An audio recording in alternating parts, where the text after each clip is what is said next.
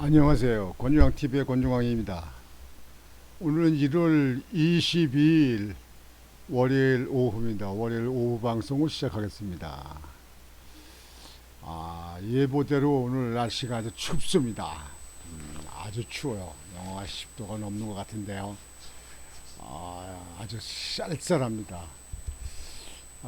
금요일 날이나 돼야 날씨가 풀린다고 하니까 그 안에는 날씨가 많이 추운 것 같습니다. 여러분들 옷을 따뜻하게 입으세요. 두껍게 입으세요.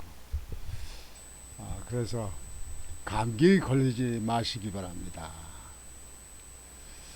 오늘 방송은 한동훈 비상대책위원장에 관계되는 말씀을 좀 드려갔습니다. 어제 저녁에 10시, 11시 이쪽에, 그러니까 밤늦게 아주 조마조마했습니다. 한동훈 장관이 채널 A한테 한동훈 그 위원장이죠. 전 장관의 그쪽에 측근해서 채널 A한테 대통령 비서실장하고 윤 원내대표하고 만났는데, 극비로 만났는데 거기서 자기를 용산에서 사퇴를 요구했다. 자기는 그렇게 해서 그거에 대해서 받아들이지 않았다. 거절했다.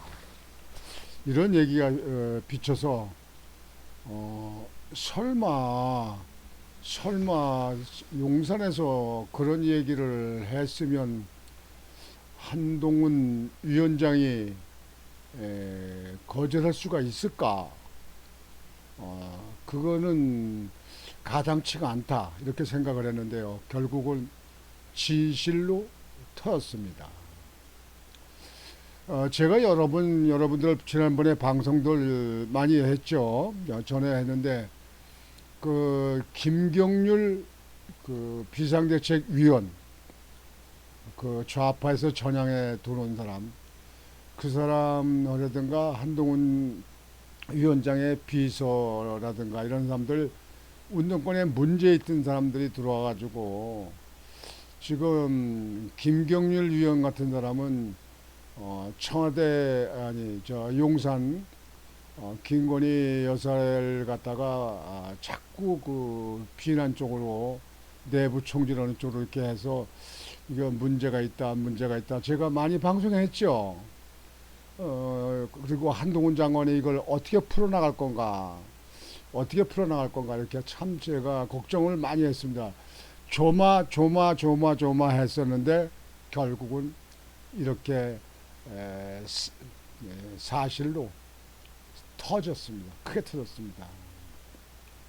우선 여기서 짚어볼 거는요, 제가 전에 방송했듯이 김경일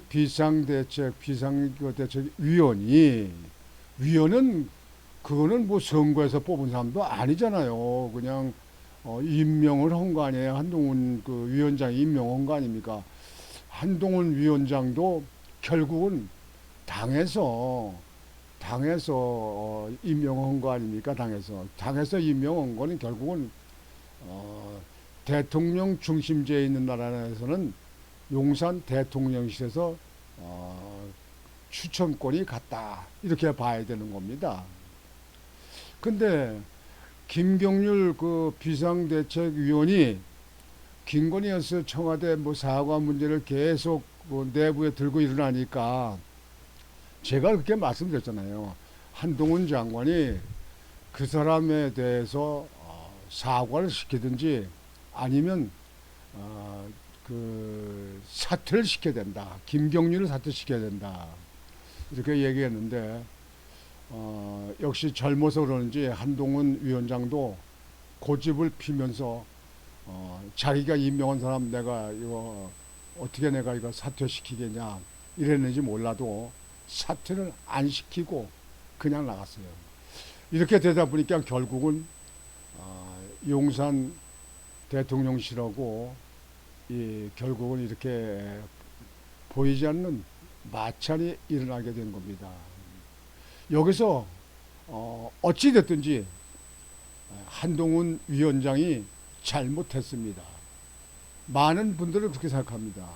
그 이유는 윤석열 대통령이 없으면 국민의 힘도 없고 여당도 안 됐고 한동훈 위원장도 장관도 안 됐고 위원장도 안 됐습니다.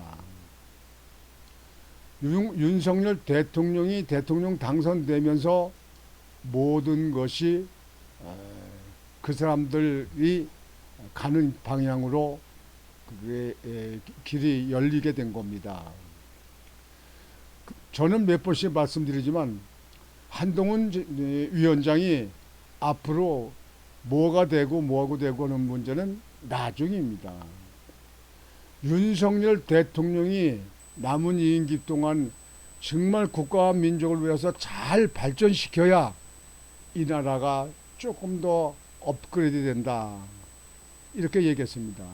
윤석열 대통령이 잘해야 그래야 나라가 좋아지는 거지만 정치 발전도 되고 다음에 대통령도 연임해서 연거푸 국민의힘에서 계속 대통령이 될 수도 있는 겁니다. 또 국회의원들도 과반수 이상을 만들 수도 있는 겁니다. 이 모든 것은 윤석열 대통령을 잘하는 거에 따라서 달려 있습니다. 다시 얘기해서 윤석열 대통령이나 윤석열 대통령 부인 그 명품백 같은 거 그 300만 원짜리 되는 거가 의도적으로 그걸 갖다가 몰카를 찍어가지고 방송을 내서 흔들려고 했던 작전팀이 이렇게 한 거가 아니겠습니까? 예. 그러면 크게 문제가 되지 않으면 대통령 임기가 끝난 다음에 조사해도 됩니다. 그 김건희 씨 김건희 여사 말이죠. 그리고 모든 국무위원들이나 정당에 있는 국민의힘에 있는 모든 사람들 당원이나 국회의원이나 모든 당직자들은 윤석열 대통령을 보고 윤석열 대통령을 갖다가 잘 받드는데 모두가 힘을 합해야 된다는 얘기예요. 그게 중요하다는 얘기예요. 여러분 전에 문재인 대통령 그 김정숙 씨 여러 가지 문제 많이 일으켰잖아요. 예? 뭐 옷 입고 무슨 액세서리 입고 부러치고 무슨 저 인도 거기 그 대통령 전용기 가지고 타고 갔던 거 타지마을 가서 관광 갔던 거 캄보디아 갔던 거 뭐 공군 1호기 비행기를 불러서 타고 갔다 왔다는 거든가 뭐 이게 사위 문제 뭐 이런 게 많잖아요. 근데 여러분 문재인 전 대통령이 사과하는 거 한번 봤습니까? 김정숙 여사가 사과하는 거 한번 봤습니까? 이재명 부인 버카가지고 그렇게 그 카드를 긁어다 쓰고 그 공무원 5급자리도 뭐 무슨 저 시장이나 저기 도의사가 같이 그 비서를 같이 여자를 공무원을 갖다가 쓴 거 사과하는 거 봤습니까, 여러분들? 그런데 지금 야당에서 하는 것도 지금 다 그걸 받아들이기 힘들고 그거를 해명하고 가기가 힘든데 국민의힘에 있는 사람들이 내부 총질하듯이 김경률 씨 비상대책위원이라고 한동훈 위원장이 임명한 사람 선출로 들어오면서 당선된 사람도 아니야. 시험 봐서 들어온 당선된 사람도 아니야. 그런데 윤석열 대통령 부인 김건희 씨를 갖다 사과해야 된다. 문제가 있다. 윤석열 대통령이라도 사과해야 된다. 뭐 계속 물고 늘어져. 이준석이 그렇게 하다 이준석이가 나가더니 대신 들어섰다고 제가 그렇지 않습니까? 이것이 정당 정치하는 나라가 맞습니까? 대통령 중심제에 있는 나라 맞습니까 이게? 저는요 여기들은 제가 조마조마하고 참 이거 정치 경험 없는 한동훈 위원장이 이거 어떻게 풀 것인가 어떻게 잘 해나갈 것인가 이렇게 생각을 했었는데요.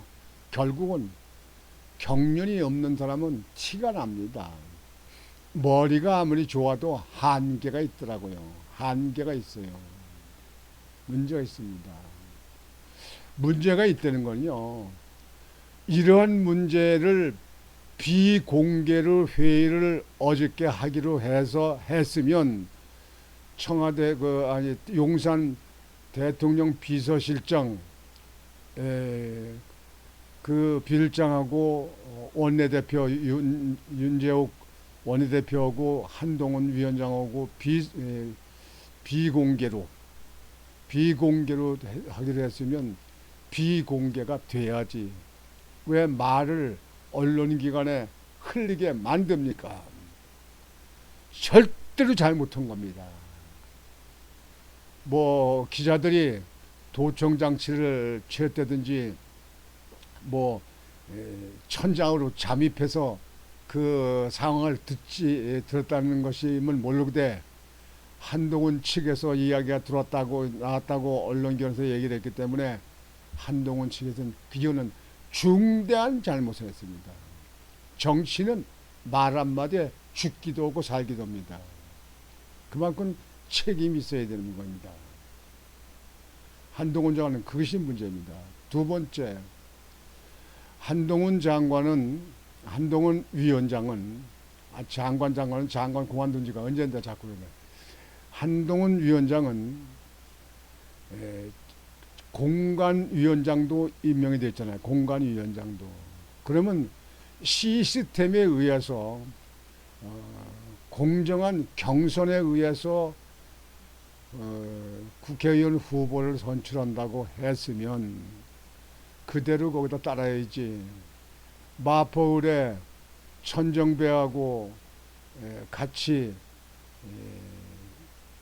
김경률을 갖다가 거기다가 내세운다는 얘기를 한동훈 위원장이 말을 했잖아요. 그렇게 말을 하지 않고 그렇게 하고 싶어도 그거를 참고 우회적으로 할 수 있는 방법을 강구했어야죠. 비상대책위원장이 자기가 체면 세우려고 그런 겁니까? 전국을 다니면서 많은 사람들이 환영하고 그저 여러하고 열성적으로 그냥 모여들고 뭐하고 하니까 한동훈 위원장이 이제 다음 대통령 된 걸로 생각을 하는 겁니까? 나는요 정말 젊은 사람들 뭐 젊지도 않죠. 지금 현재 뭐 나이가 50대였으면 젊지도 않은데 아니 이렇게 지금 현재 나라를 어지럽게 끌어놓고 어떻게 앞으로 해결할 겁니까? 이런 식으로 한다면 많은 보수층에 있는 사람들 한동훈 위원장 그리고 이번 그 총선 아마 많은 사람들이 적극적으로 지지하지 않을 수도 있지 않느냐 하는 생각이 듭니다. 그래서 참 정치인들은 말이 중심이 중요합니다. 특히 여당엔 더욱 중요합니다. 더군다나 여당의 비상대책위원장은 더 중요합니다. 비상대책위원장 뭐 총선이 끝날 때까지가 한동훈 위원장은 내 임기가 총선 끝날 때까지라는데 정치인의 임기가 보장됐다 하더라도 문제가 일어나면 책임을 지고 언제라도 물러나는 게 정치인들입니다. 국가 공무원들 검판사들이 아니에요. 검판사들하고는 다릅니다. 그래서 지난번에 김기현 대표도 물러나고 지금 현재 그냥 울산 가서 있는 거 아닙니까? 공천도 뭐 안 된다는 얘기도 있잖아요.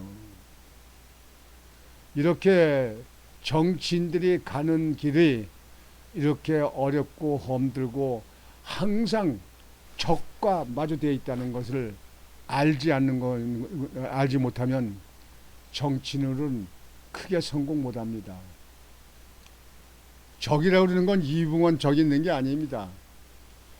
정치적인 적, 정치적인 적인 사람들, 더군다나 거대 야당 아닙니까?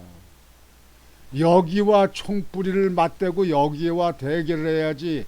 내부 총질하는 사람, 이준석 같이 하는 사람, 김경률 같은 사람 계속 두고 계속 끌어안고 그거 보고해서 앞으로 얼마나 큰 성과를 이루려고 하는 겁니까? 납득이 되질 않습니다. 한동훈 위원장은 지금 어떤 뭐라든지 커다란 액션을 취해야 됩니다. 김경일 비상대책위원도 책임을 지고 본인이 먼저 결정을 해야 됩니다. 꼭 운동권 하듯이 죽어도 내 자리는 내가 잡고 있겠다. 그렇게 하는 거는 정치에 가담해서는 안 됩니다.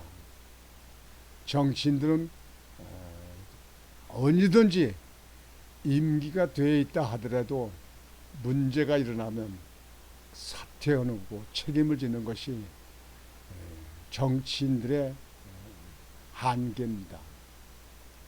그게 정치인들의 파리 목숨같이 그렇게 왔다 갔다 하는 것이 정치인들의 명예입니다. 한동훈 비상대책위원장 이제 앞으로 어떻게 풀 겁니까? 이렇게 해가지고 용산 대통령실하고 맞서가지고 앞으로 큰 정치인 하겠습니까? 성공하겠습니까? 보수층에 있는 사람들이 절대로 지지하지 못합니다. 그걸 아셔야 됩니다. 정치는요, 순간적으로 국민들 마음이 떠나갑니다. 순간적으로 변합니다. 그래서 역대 정치인들 하는 것을 보면 여러분들 많이들 느끼시잖아요. 저는 이번 사태는 용산 대통령실의 문제는 없다. 국민의힘에 있는 비상대책위원들의 문제가 크다. 이 일을 정치적으로 풀어나가는데 문제를 일으켰다. 그리고 비공개 회의를 하는 걸 갖다 공개하게끔 만든 것은 정치인이 자격이 없다. 이렇게 볼 수 있는 겁니다. 저는 이 문제가 용산 대통령실하고 국민의힘하고 잘 풀어서 어느 한쪽이 아마 출혈이 있어도 어느 한쪽이 양보가 될 겁니다. 그래서 잘 풀어서 앞으로 3개월 정도밖에 안 남은 22대 총선 국회를 과반수 이상을 차지하는 일당이 원내 일당이 되기를 바랍니다. 그리고 더불어 반드시 윤석열 대통령이 성공적인 대통령으로 대한민국을 빛나는 나라로 만드시고 임기가 끝나길 바라는 바입니다. 날씨가 많이 춥습니다. 여기 사무실도 많이 추워서 제 입술이 어는 것 같습니다. 난로를 폈는데도 그러네요. 여러분들 오늘 방송은 이렇게 마치겠습니다. 여러분들 오늘도 추우시지만 건강한 마무리가 잘 되시기를 바라겠습니다. 권유환TV의 권유환이었습니다. 여러분 안녕히 계십시오.